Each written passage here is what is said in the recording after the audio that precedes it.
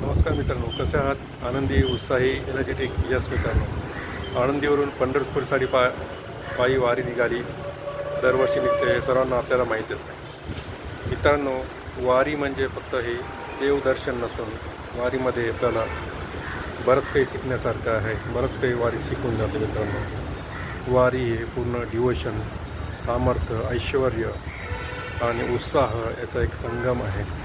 त्याच्यामध्ये एक एक्सरसाइज आहे, व्यायाम आहे, संगीत आहे, म्युझिक आहे, सर्वच काही त्यामध्ये आहे. हृदयाला आनंद देणारा, प्रसन्न करणारं म्युझिक, आल्हाददायक, प्रेरणा, खेळ, उत्सुकता, बरंच काही देऊन जाते मित्रांनो आणि शिकवते वारी.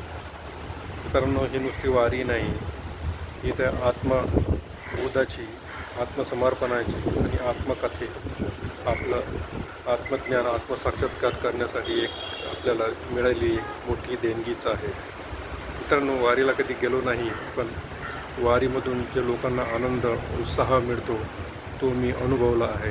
कारण प्रत्येक वारकरी हा जेव्हा वारीमध्ये असतो तेव्हा त्याचा एक वेगळा उत्साह सर्व विसरून जातो.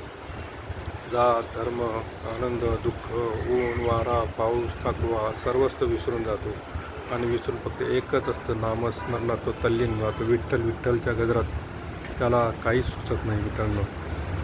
मित्रांनो, खरंच किती आनंददायी सोहळा आहे. म्हणून लोक वारकरी एवढ्या उत्साहानं त्याची वाट पाहतात आणि वारीला जातात.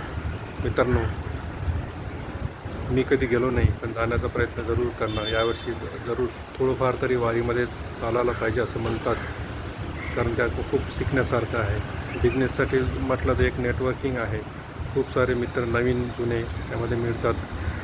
कोण कुठून आला, काहीचं नॉलेज नसतं, पण पूर्ण सेवा, पूर्ण समाधान त्यामध्ये मिळतं. आणि कुठल्याही टाईपचं आणि प्लॅनिंग काय असतं, इतक्या मास लेवलवर प्लॅनिंग कसं केलं जातं त्याबद्दल एक शिकवणूक आहे, एक मोठा धडा आहे.